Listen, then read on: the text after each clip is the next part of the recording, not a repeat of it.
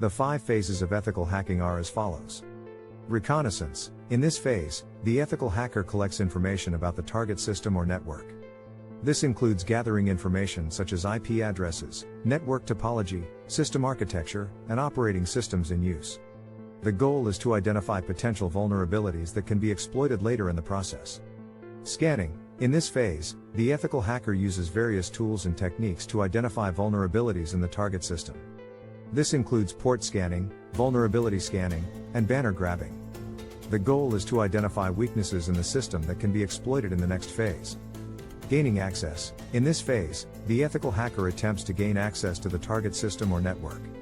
This can include exploiting vulnerabilities in the system, using social engineering techniques to trick users into revealing passwords or other sensitive information, or using other techniques to gain access.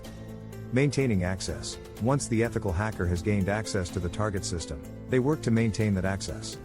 This can include installing backdoors or other methods of persistent access that allow them to continue to exploit the system even if the initial vulnerability is patched. Covering tracks. In the final phase, the ethical hacker covers their tracks by deleting log files, hiding evidence of their activities, and otherwise obscuring their presence on the target system or network. The goal is to avoid detection and prevent the system administrators from discovering the breach.